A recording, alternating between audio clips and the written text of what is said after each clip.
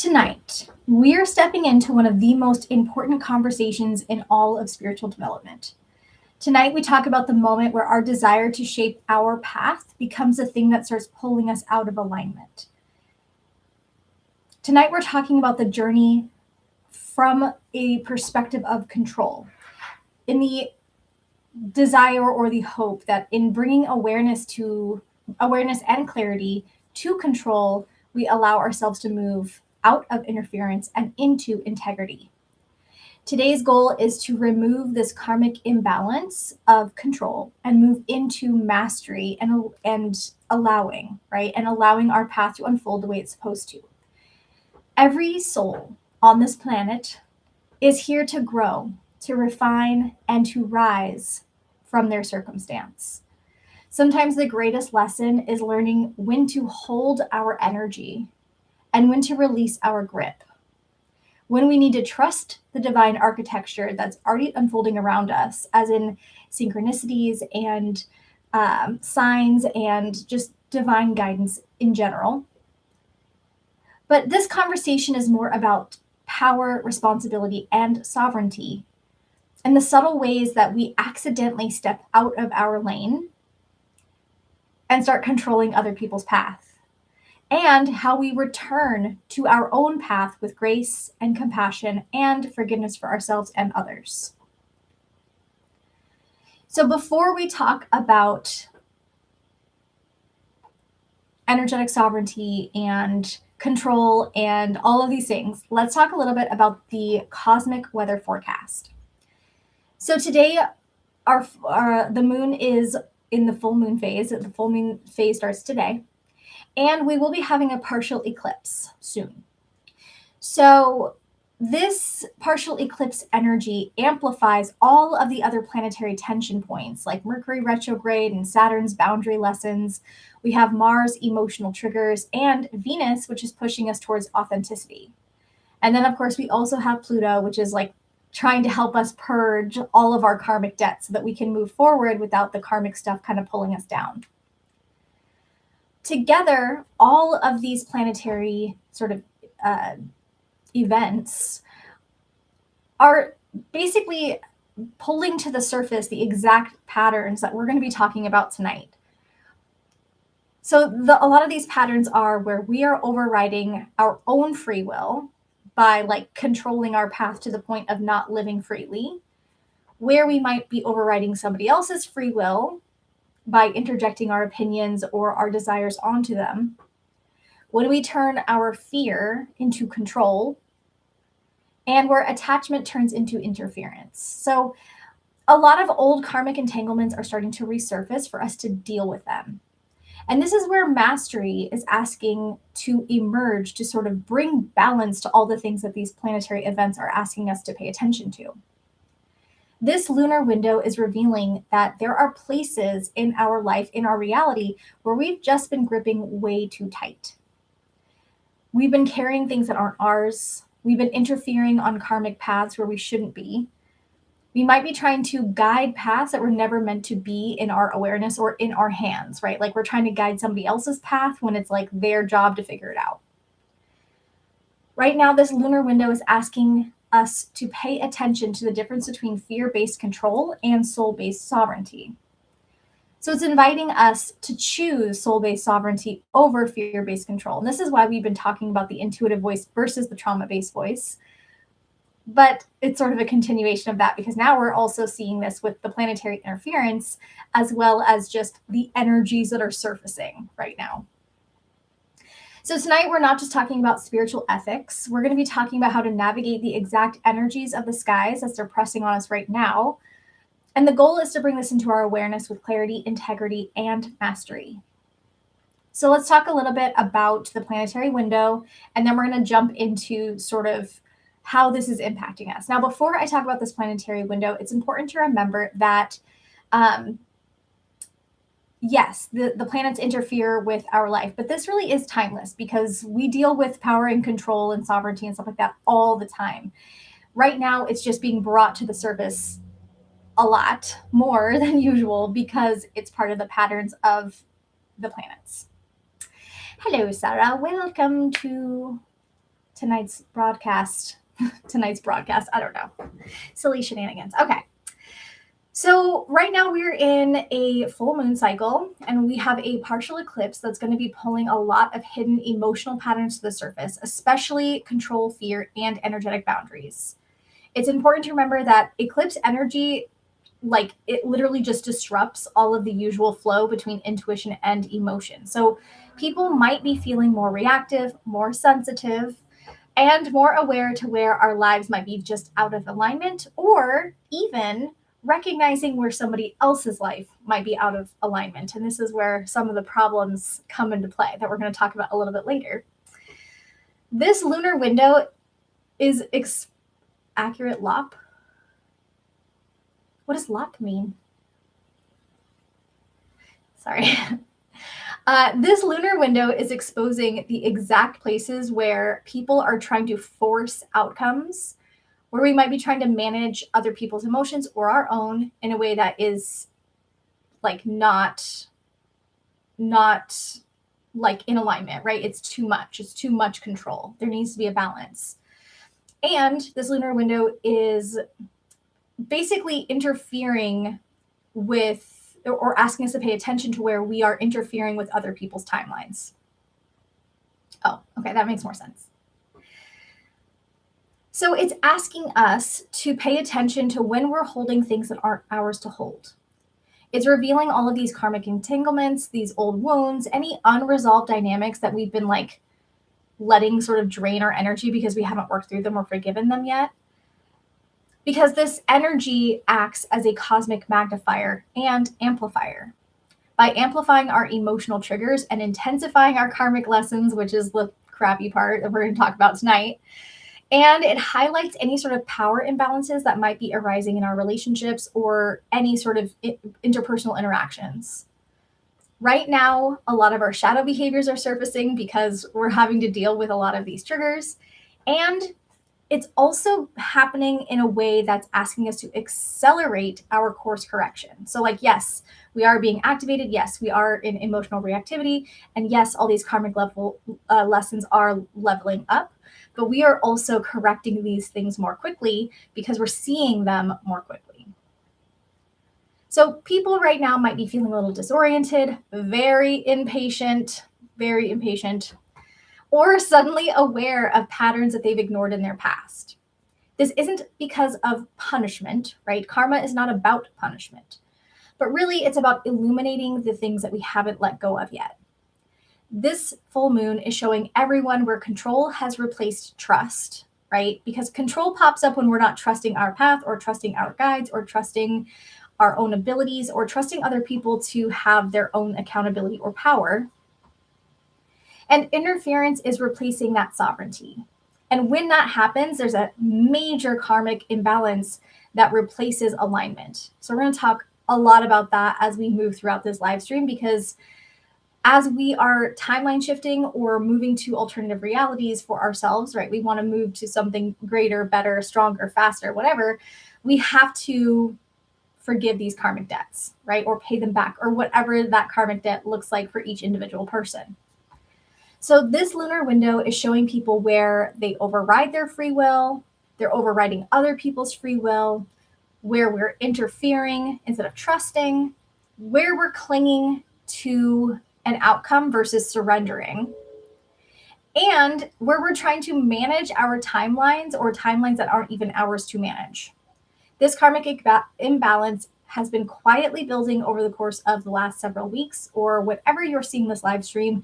This live stream is going to present itself exactly when you're seeing this pattern. So it doesn't just have to be right now, but you're going to see these sort of imbalances starting to rack up when you're ready to acknowledge this control factor. But this is why mastery becomes the medicine of the moment, because these major karmic correction points are occurring. And right now, this eclipse is pushing people to step out of that fear-based control and into a deeper level of self-trust, emotional regulation, and spiritual responsibility. This is really important. Spiritual responsibility is important for any healer, any person who's on their spiritual journey. We have to understand that when we are engaging with other people, there is a certain level of sovereignty that we have to acknowledge and respect.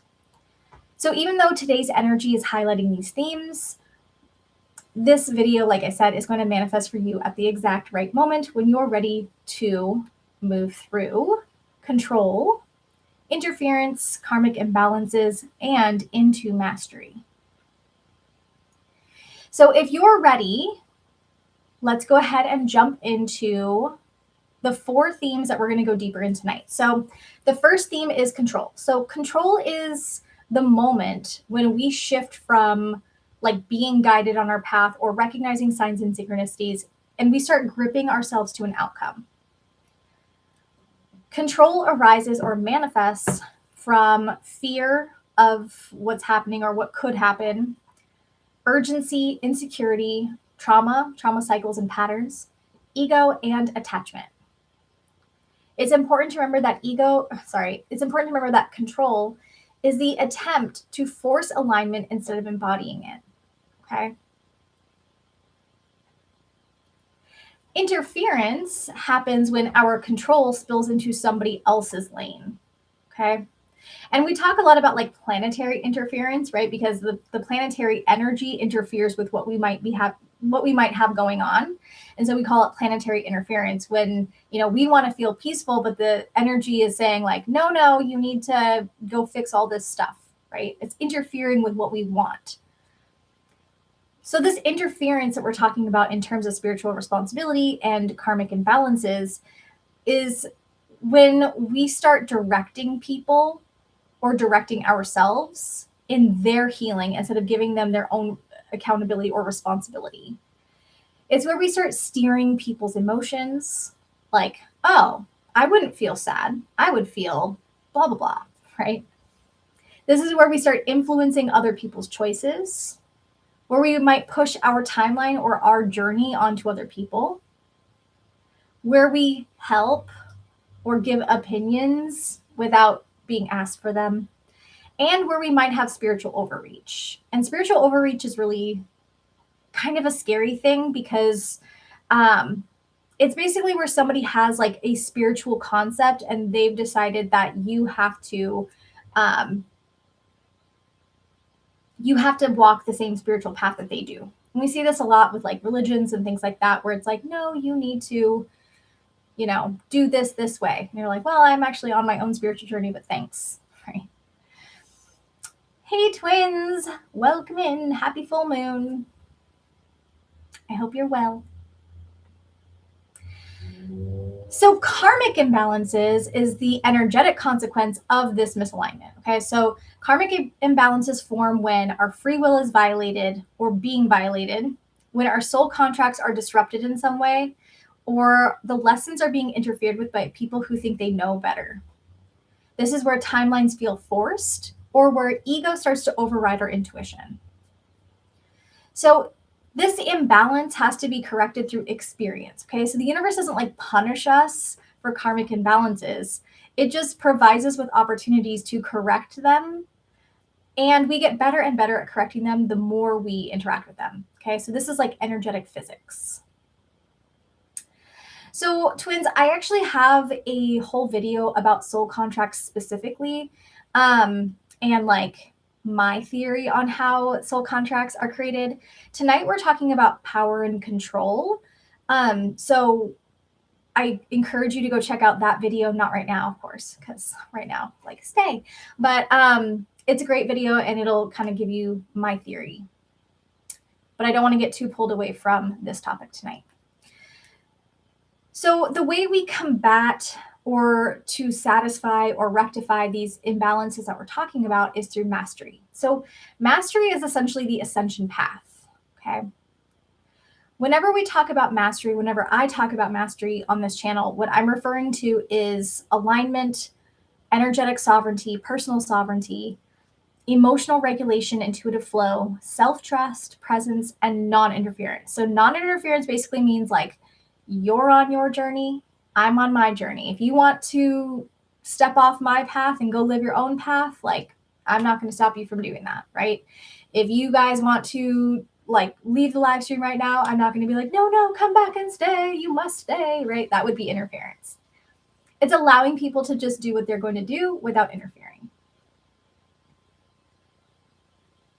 Well, that's kind of the whole point, right? The whole point is that when you have like masters, then you have a karmic imbalance. Okay. So mastery is the ability to hold your power without projecting it, leaking it, or weaponizing it. Okay. So like, this is like, I know that I have autonomy. I know I have power, right? I'm a powerful person, but I don't have to force my power onto somebody else. I don't have to weaponize my knowledge or my experiences against anybody, because I can't like ascend on my own path or learn my own lessons through control. I ascend on my path in my journey through mastery of these skills. So, what is a karmic pitfall? You may be asking. Karmic pitfalls are misalignment events. This is moments where we choose something, right? We make a choice based on an energetic imbalance, and it has to be corrected through experience. And remember, it's not a punishment, it's energetic physics instead. So this is where we feel fear, urgency, ego, or manipulation, and that is why we decide what we decide, okay?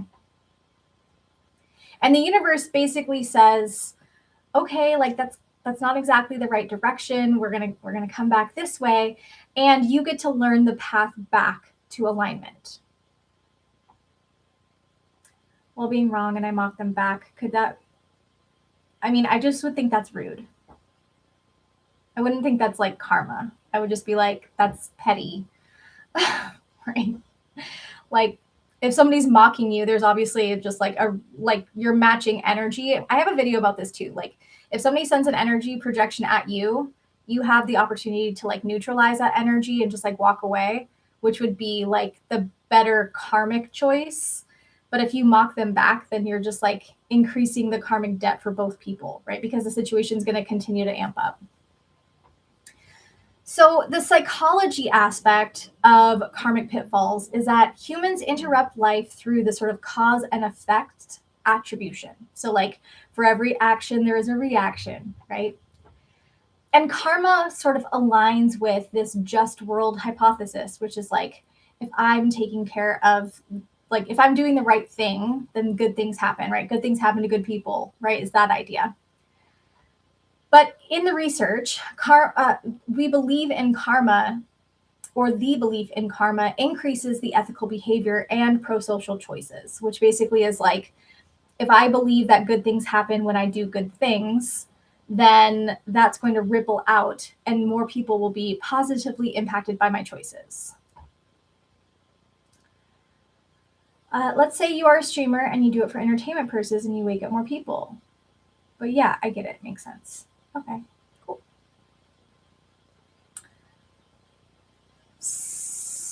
I would say like if you're like making fun of people, you're probably not waking them up. You're probably just like pushing people away from the path and then embarrassing them, and then what's the point? Okay. So, karmic pitfalls are sort of like banana peels, okay? And when you slip on a banana peel, you could injure yourself and have a difficult time like getting around or walking, and you might end up just getting back up and brushing yourself off and walking away and wondering like, what just happened? Did anybody see that? It's a little embarrassing. Okay, let's talk about the karmic framework, which I added something to my outline that I didn't want to talk about today. So let's see if it's this. I think it's not this. I think I took it out. Okay, I took it out. Good. Okay. So let's talk about the architecture behind karmic debt, karmic loops, and karmic connection. So karma is a sort of moral judgment. It's energetic physics, like I said. So when we act from fear, control, force, manipulation, or avoidance, we create an energetic distortion. So energetic distortions become sort of like a karmic imprint. And like, it's sort of like that neural pathways thing that we talked about in the past, where it's like every time this thing happens, it creates a deeper imprint. And the deeper the imprint, the more likely that pattern will continue to repeat itself until we basically like stop that pattern from occurring.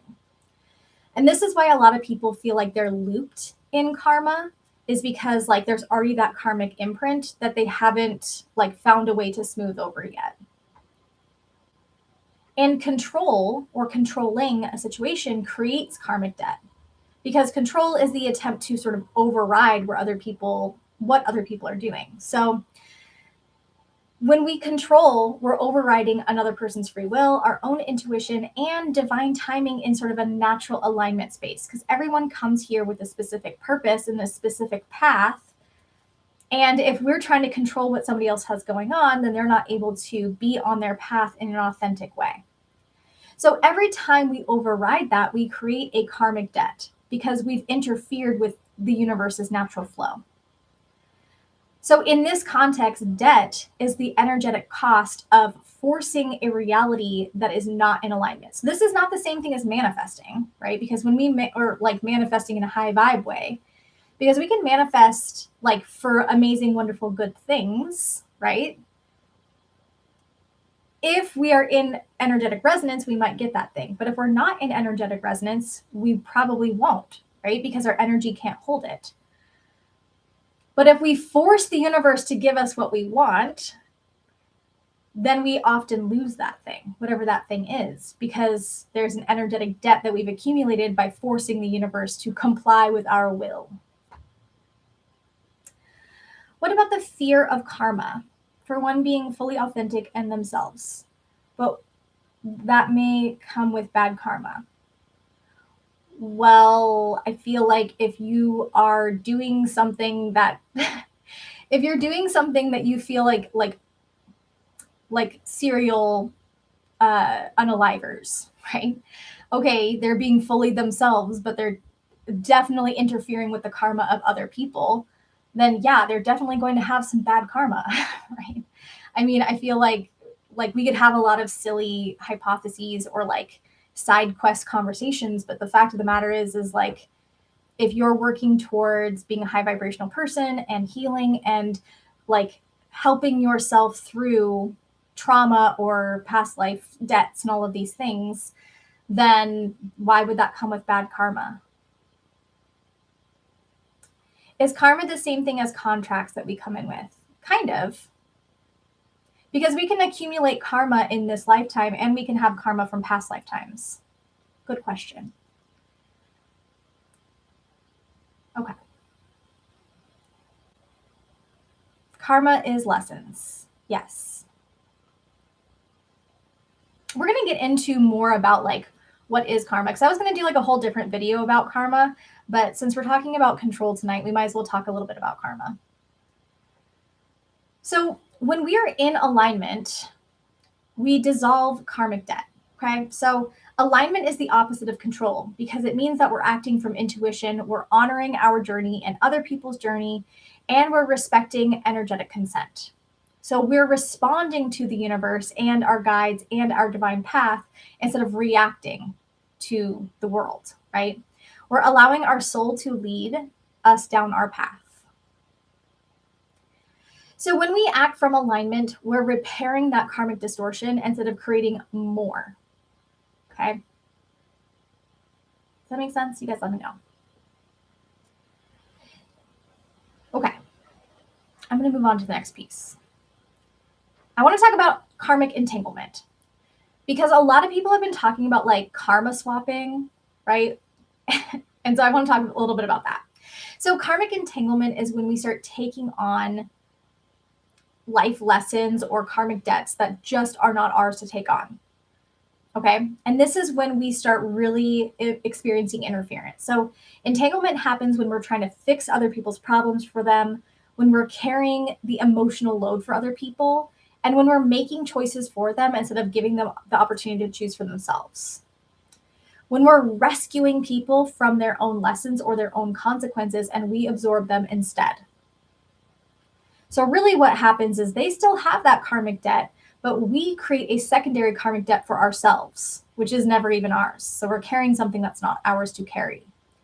And this often makes us feel drained, resentful, and stuck. even if one has a lot of bad karma from multiple lives and they live in alignment, can they see them clear all the way?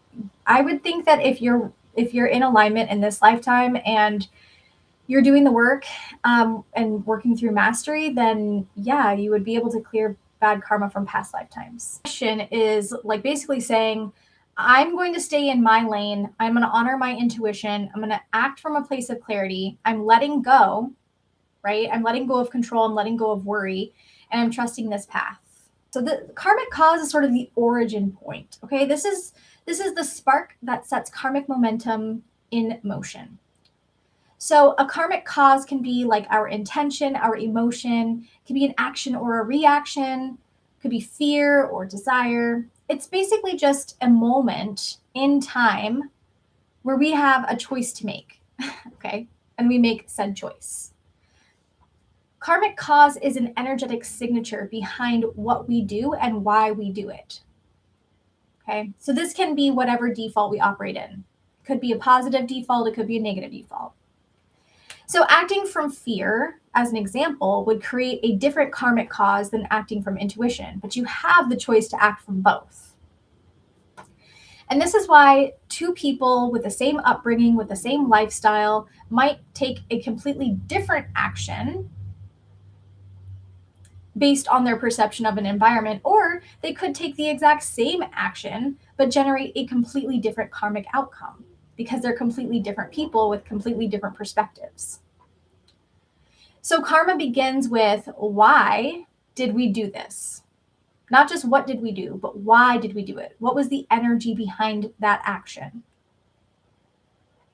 And the karmic effect is the result or the consequence of that cause. Okay, so why did this happen? And then here's the result of it. So effects can be immediate, they can become delayed, they can be subtle, dramatic, internal, external.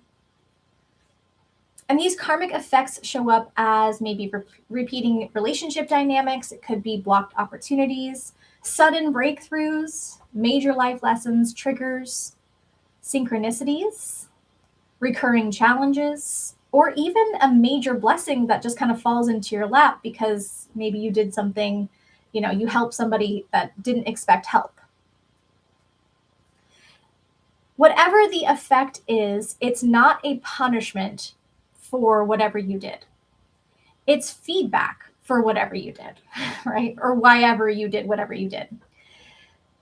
The universe basically says this energy needs balancing because something was out of whack. So either I helped somebody who needed help and the universe is balancing that action with a blessing, or I intended to harm this person and so the energy is balancing out that energetic hurt, okay, in some way.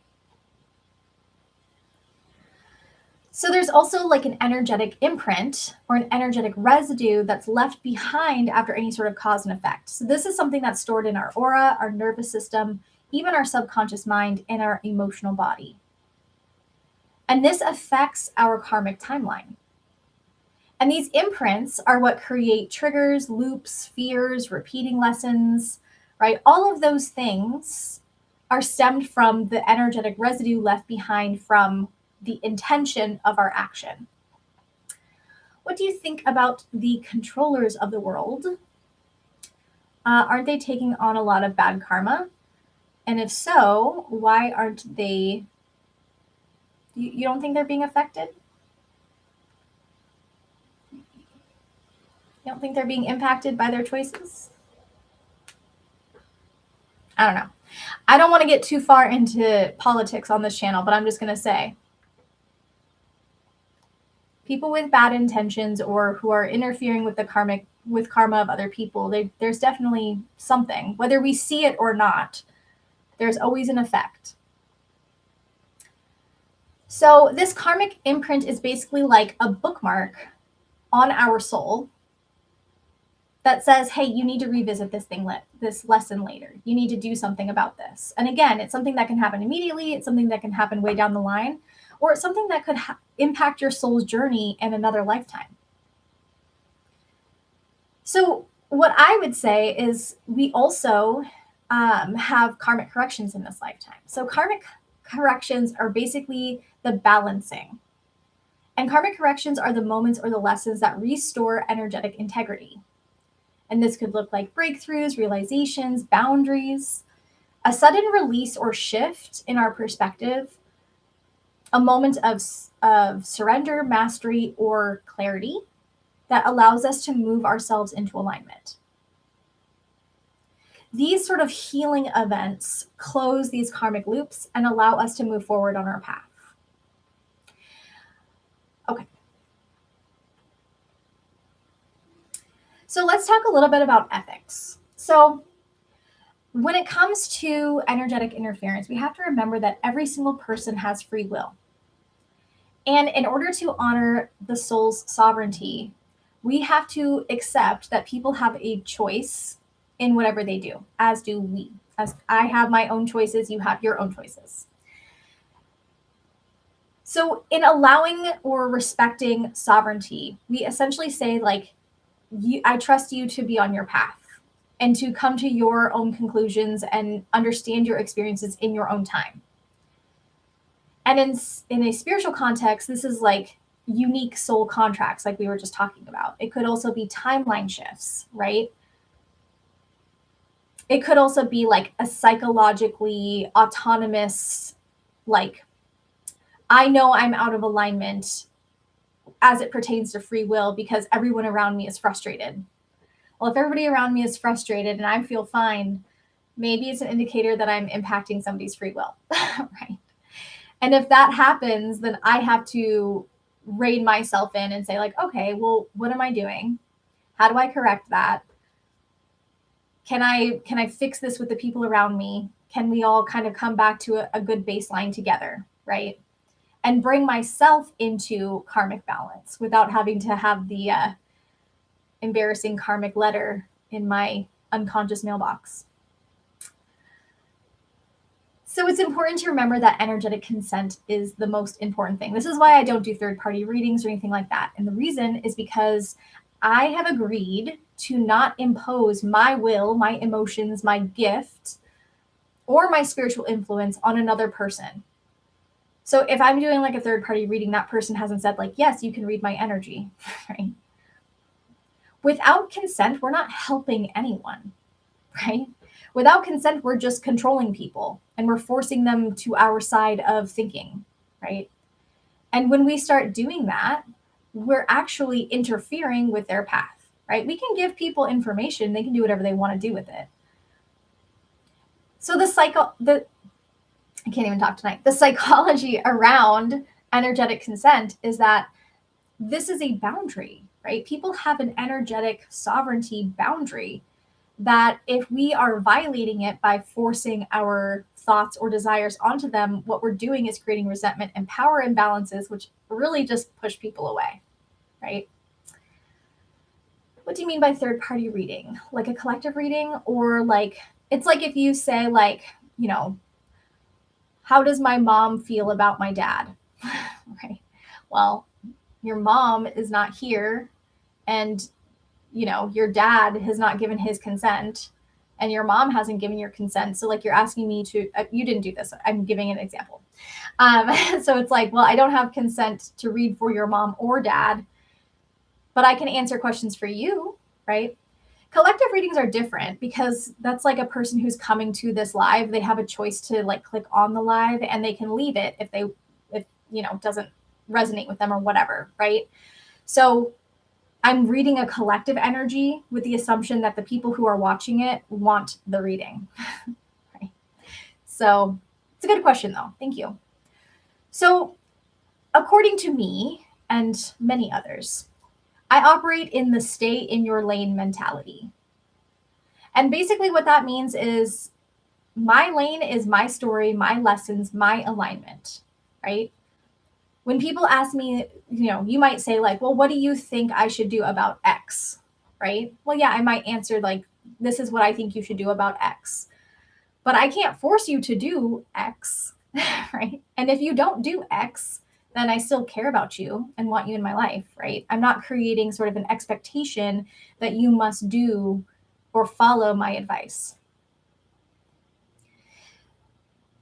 So think about this sort of stay in your lane thing like, Yeah, everyone has their own expressions. Always follow your own intuition, your own inner guidance, right? This is just, me and my journey and what I'm sharing with all of you. So definitely take what resonates and leave whatever doesn't resonate with you, and allow yourself to be in your own alignment. So if you guys remember the other day when I was saying, like, I was driving down the road and this person just like swerved into my lane and I had to like slam on my brakes and move out of the way of them.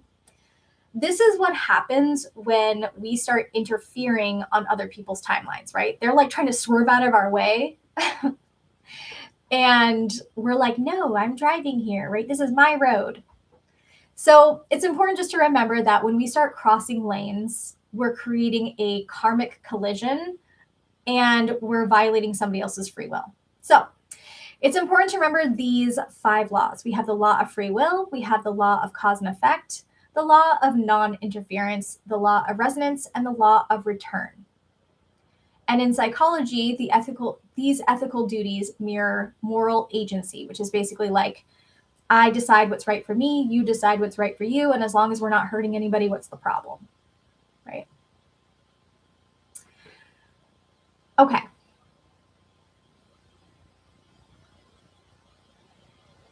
Let's talk about over control as it pertains to psychology. So over control is the internal fear with the external interference. So in psychology, this is like power dynamics. So like attachment theory would say, like, this is an anxious attachment. An anxious attachment person is somebody who controls to prevent being abandoned. And I just had some insight, and that's kind of weird. Okay. Now there's also trauma responses, which is the fight, flight, freeze, flirt, right? Which is impacted or enacted when we feel like our safety needs to be controlled. So I might fight or freeze or, whatever, to control the experience around me to make sure I'm safe. We have hypervigilance, which is our survival brain, which is trying to control our environment to avoid threat. And identity threat, which is our ego trying to control how we're being seen so that we can maintain our self-image. And of course, fear. Fear helps us to control and secure outcomes. So if I'm afraid that, the grocery store is going to run out of food, then I might have like a ton of food stored up, because that's going to secure my outcome of making sure that I don't run out of food. Okay. So there's some consequences of this level of control. So we have energetic cords, karmic entanglements, timeline distortion, intuitive blockages. The intuitive blockages is where I say, like, well, my intuition is saying this about you. And you're like, okay, well, my intuition is saying this. Well, it's like, whose intuition is right then, right? About you. Whose intuition is right about you? As I said before, your intuition about you is always right. Another person's intuition about you is not. Because these things create a soul level imbalance. So we should discuss that control isn't always bad, okay? Like, obviously there's a certain level of control or predictability or like, just certain level of things like routine that we should have in our lives that help kind of keep us on track, keep us motivated, and keep us moving forward. So we should control our own energy and making sure our energy isn't going into someone else's energy. And we should control our own timeline and making sure it's not overriding somebody else's timeline. Understanding that our lessons are ours, right? My lessons are mine, and I can't force my lesson onto somebody else. Okay? Okay.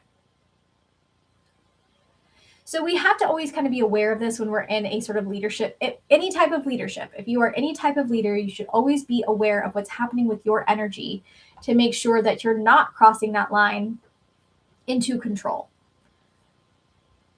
That's kind of how like these scary cult things happen. So let's talk about the role of perception as it pertains to karmic laws. So when we have a fear-based perception, we oftentimes misread the signs from the universe, or we start forcing outcomes. But when we have an aligned perception, meaning we are operating in integrity, we recognize what's happening with our energy, we're recognizing the timing, and we're following the alignment or the flow of the universe, we see these outcomes shifting substantially and understanding that the karmic debt is also shifting. Okay. And to remember that perception just means we're making meaning of something. Okay. And our brain is making meaning of things all the time in an awesome way.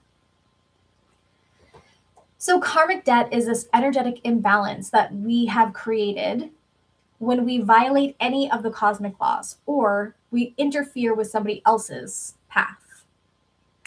So this debt can form when we are manipulating outcomes, overriding free will, forcing timelines, blah, blah, blah, right? So like that analogy of like a serial unaliver, right? You're definitely manipulating outcomes. You are forcing timelines. You're removing somebody's possibility for like karmic,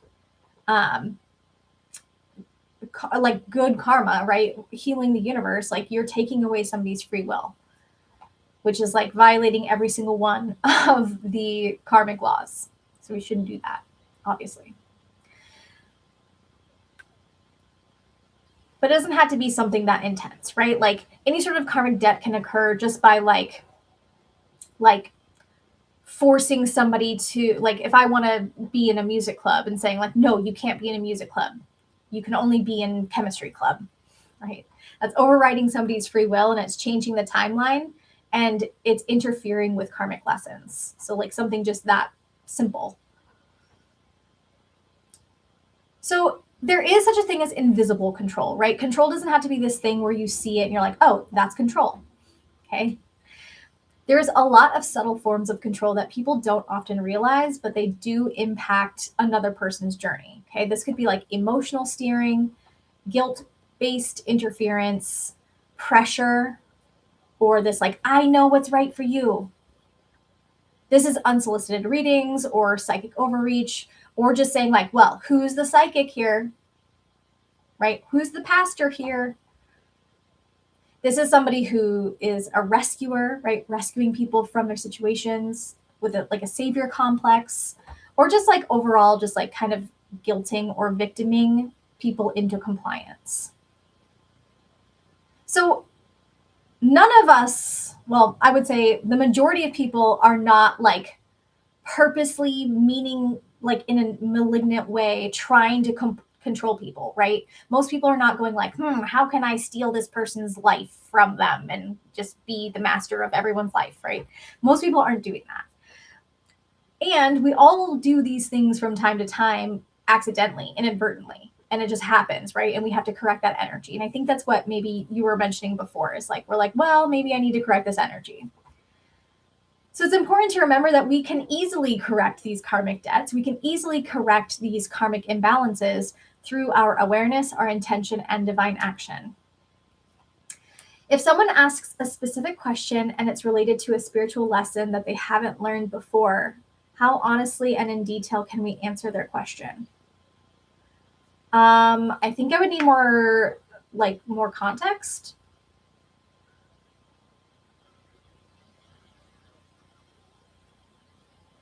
Related to a spiritual lesson. I mean, if I think I understand your question correctly, I would say like, this is why a lot of leaders like spoke in parables, right? Because it's like, once you get the lesson, once you understand the parable, you've understood the lesson.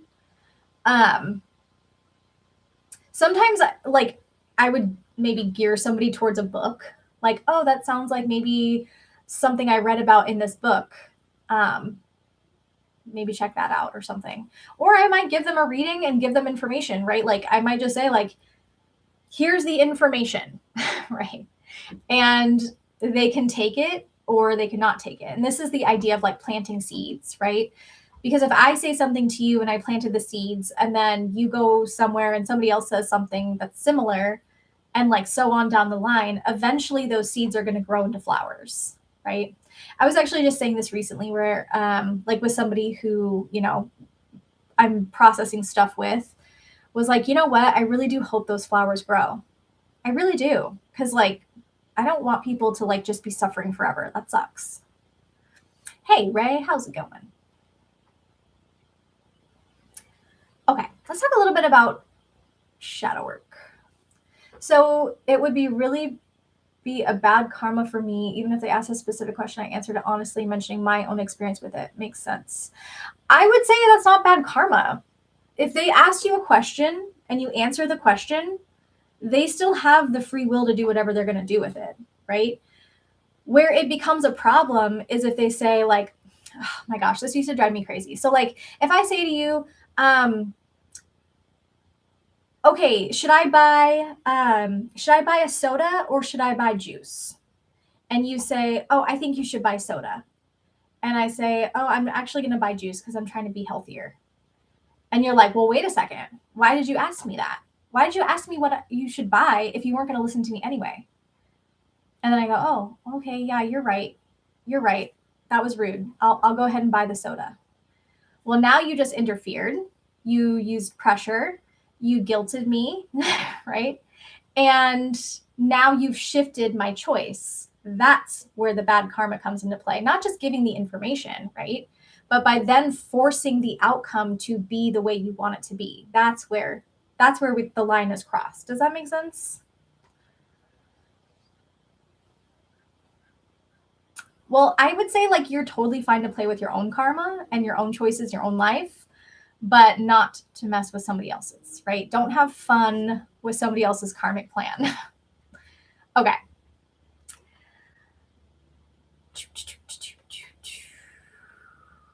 Let's talk about soul contracts. I guess we are going to talk about soul contracts. So soul contracts are the lessons, the timing, the challenges, the teaching moments, the exit points, the karmic patterns and karmic partners, the developmental arches or arcs that we have agreed to have in this lifetime. I feel like sometimes we inadvertently mess with people's choices sometimes. Just do our best not to. Yeah. So that goes back to, like, the karmic cause, right? If we're inadvertently messing with people's timelines, that's not the same thing as purposely forcing people and controlling people into an outcome that we want them to have, right? And so I would say, like, and of course this is theory, okay? Like, this is an agreed upon theory. Nobody's going to know what's really real until we all pass away and we go on to the next place and they tell us what's what. So if we are inadvertently messing with people's timelines, and this is like a parent thing, right? Like, parents mess with their children's timelines all the time, but we never know if that's, like, part of soul contracts or not, right? All we can do is do the best that we can do, right? And put an honest effort into divine action every single day, right? Because there's definitely a difference between, like, forcing people to do what we want them to do and, like, guiding our children into becoming, like, good people. So the things to keep in mind when we talk about, like, ethics in terms of controlling and soul contracts is we can't accelerate somebody else's lessons, right? We can't force someone to comprehend what's happening, okay? We can explain it, but we can't comprehend it for them. We can't prevent someone else from experiencing the consequences of their actions. We can't override someone else's timing. Like, for example, with my, like, divorce, right? Nobody could have made me get divorced sooner than I did. That happened in its own divine timing.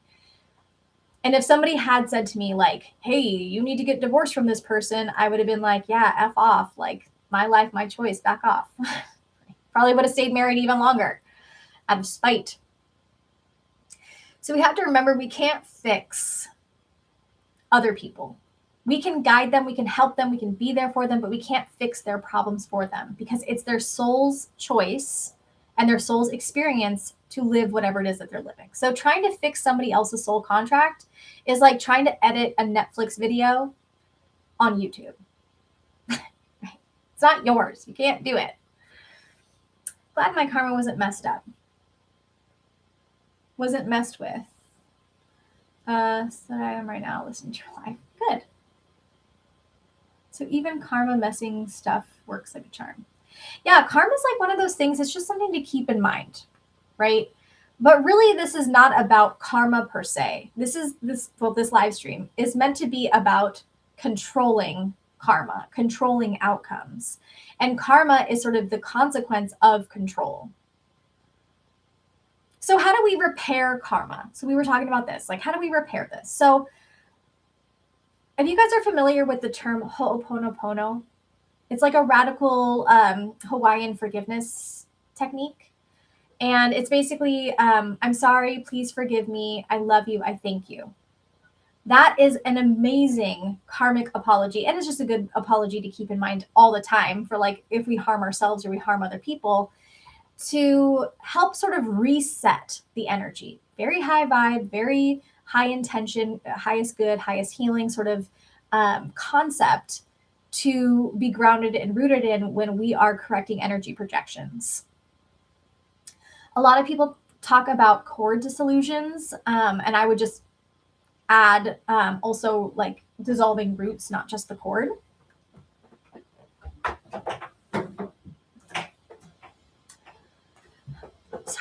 Sorry, sweating with the light on me like that. Goodness gracious, gross. Okay. Also, we want to consider intention recalibration, right? Like, okay, let's say, one of you does something. One of you says something in the chat. One of you says like, this live stream is dumb and you're a loser. I don't know. Okay, so I say like, okay, that's not cool. If you can't be respectful in my chat, you got to go, right? Well, then you might think to yourself, like, why did I do that? What was my intention in saying that? Right? Was my intention to hurt her feelings? Was my intention to get attention? Or was I intending to like project energy of how I'm feeling about myself?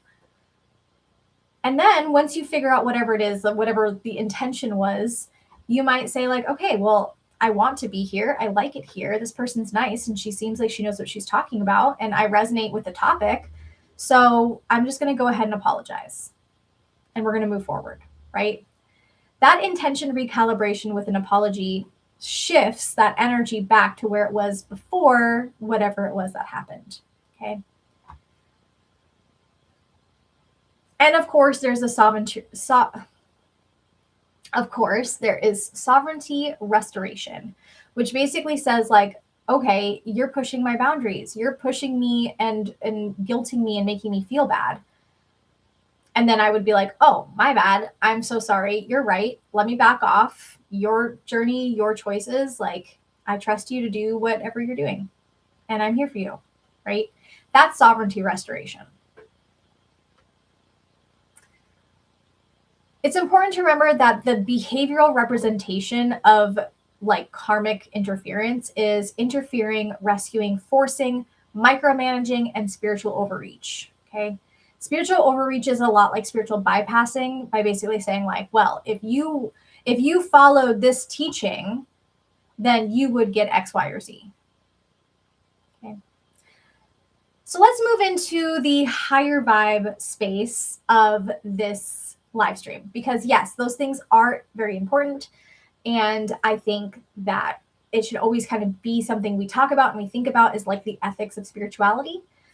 But let's talk a little bit about mastery. So if control is like fear, urgency, rigidity, and external sort of manipulation, mastery is alignment, being present, honoring sovereignty, and being emotionally regulated and in flow. This is when we trust ourselves to make our right choices and we just don't worry about other people. Okay?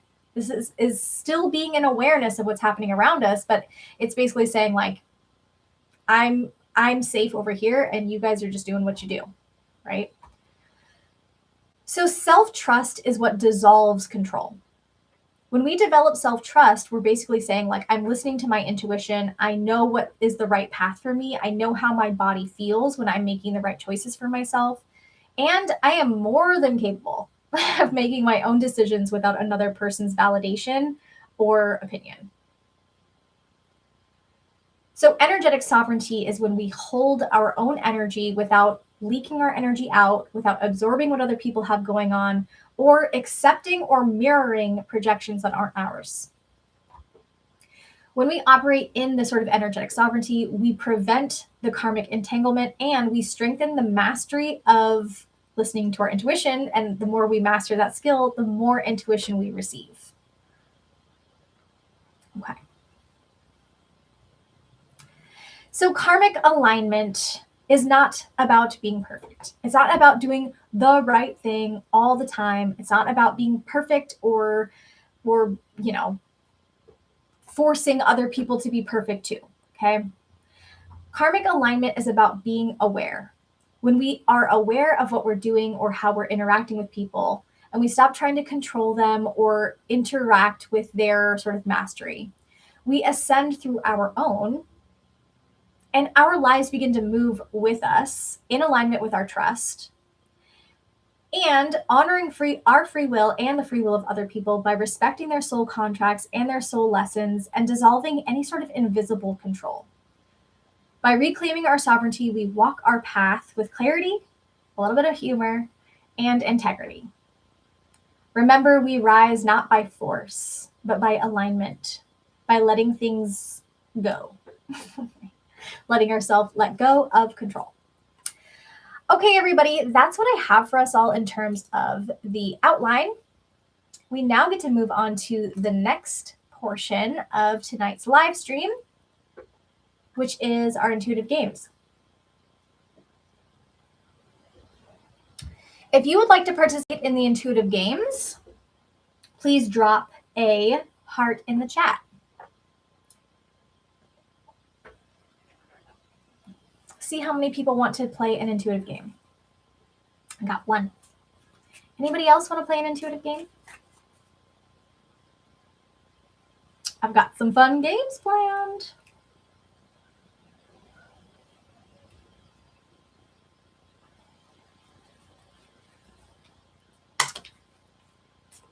Okay, we're going to play 2 intuitive games. 2. So I got 2 hearts. Okay, the first intuitive game.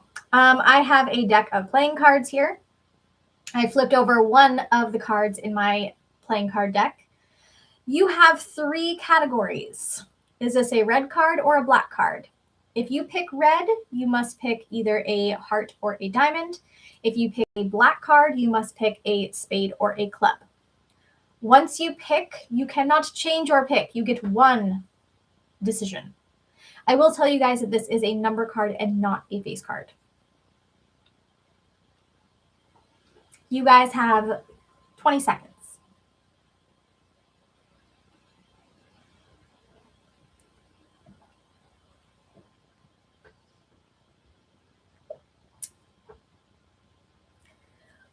Anybody else? 10, 9, 8, 7, 6. If you pick red, you have to pick either a heart or a diamond. You cannot pick a red spade. That's not an option.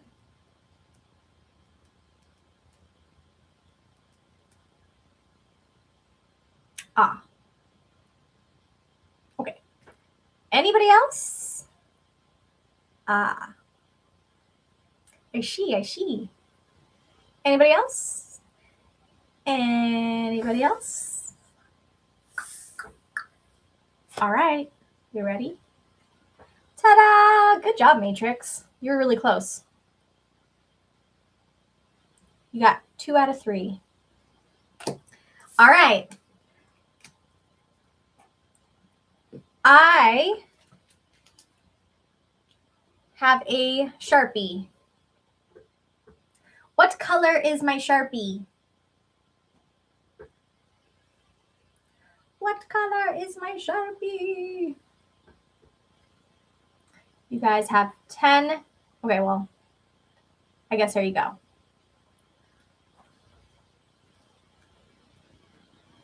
You're all wrong. It says orange. Silly rabbits. Orange. All right, let's play one more. Let's play one more. Let me see. What do I have? What do I have? Looking around. Okay. Oh, no, that's too hard. Trying to think. Let's do this one again. I liked this. I liked doing this yesterday. Let's do it today. Okay, I have, thank you. Thank you so much. I have a sticky pad in front of me of Post-its. You have 3 options of things you can pick from. What color is the sticky pad? What color is the number that I wrote on the sticky pad? And what is the number? So the number is 1 through 5. What color is the sticky pad? What color is the number? And what is the number?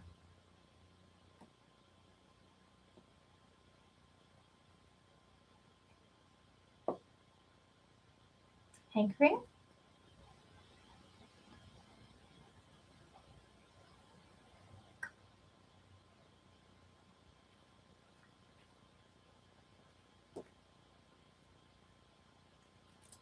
This is going to be good. Sticky pad is blue. Color of the number pink. Oh, dude, you're going to be so bummed. You're going to be so bummed about this, bro.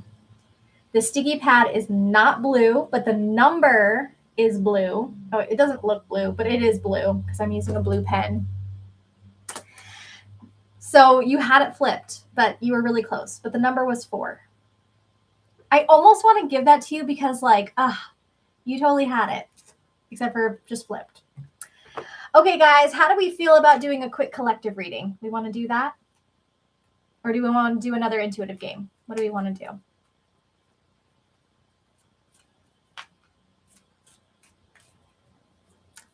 Yeah, I'll take it. Okay, we can either do one more intuitive game or we can do a collective reading. One more game and then a reading. I suppose we could do that. Okay, ready? Heads or tails?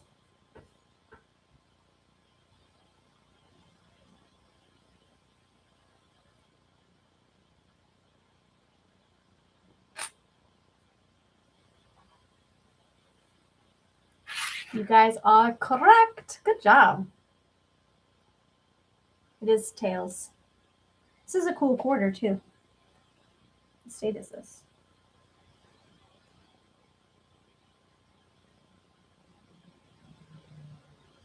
Alabama.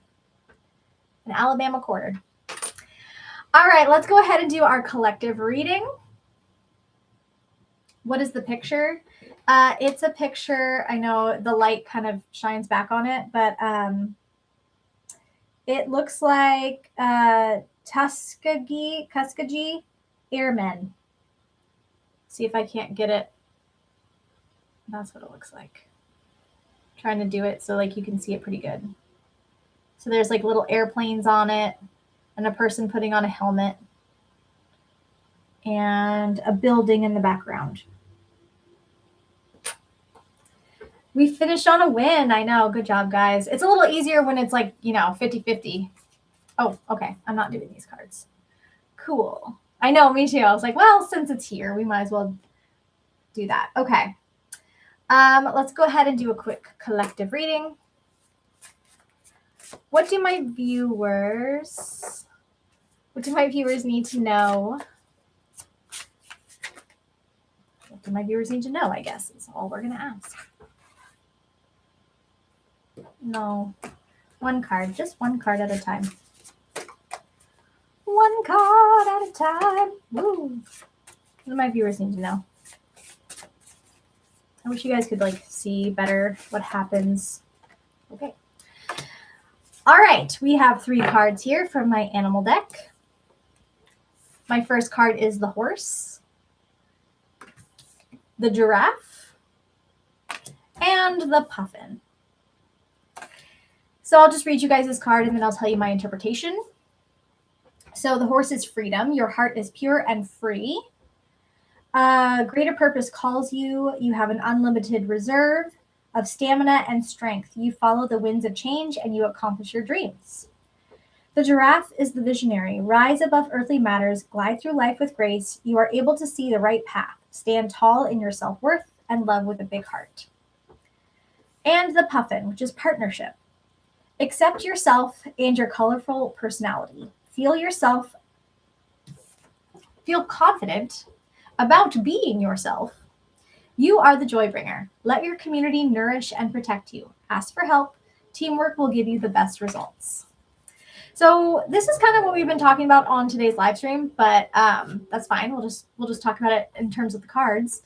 So the horse is all about freedom. It's about letting yourself be, like allowing yourself to be the strong, like sovereign being that you are without worrying about what else is going on. To remember that whenever you need help, you have help. It's right there. You just have to recognize it sometimes or know who's the right person to ask. And of course, the giraffe saying like, don't get caught up in the weeds, right? Don't get caught up in stuff that does not matter to you, right? There's so much going on every single day, and most of it has nothing to do with what you have going on. So in order to stay on your path, sometimes it means having to overlook some of the stuff that doesn't matter. And the partnership card. Now, this to me kind of has a different connotation, just what I'm feeling, which is like being in partnership with yourself, right? And sort of aligning back to or bringing back the fragmented aspects of the self so that you can move forward on your path from a more integrated perspective.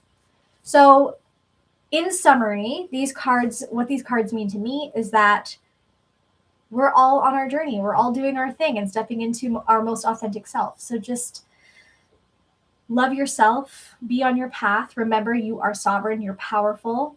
You're more powerful than you give yourself credit, I think. And to remember that if you need help, it's right there.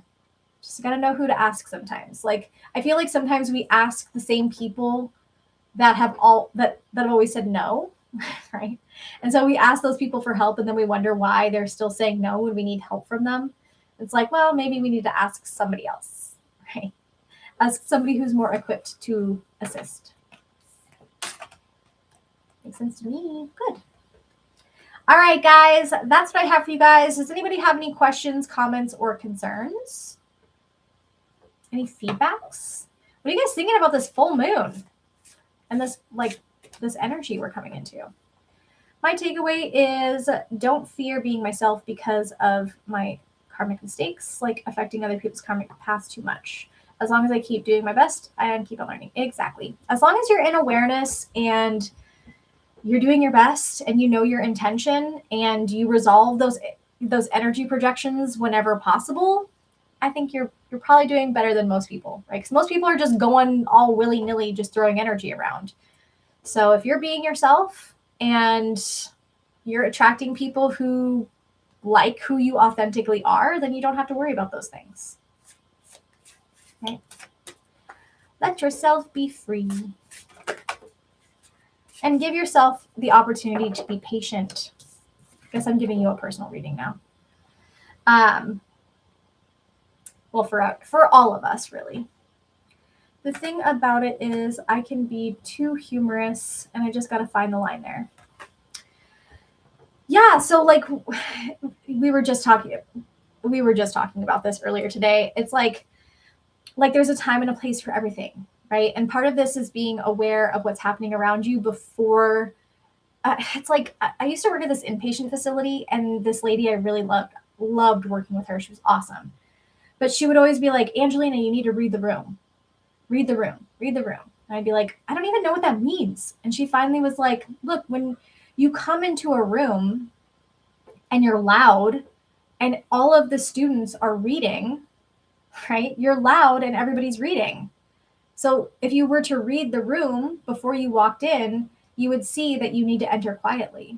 Like, oh, yeah, that makes total sense, right? Or like other times when, I'm sitting there walking slowly down the hall and there's somebody like screaming, it's like, okay, well, read the room. You should probably be walking a little faster, right? Walk with a sense of purpose.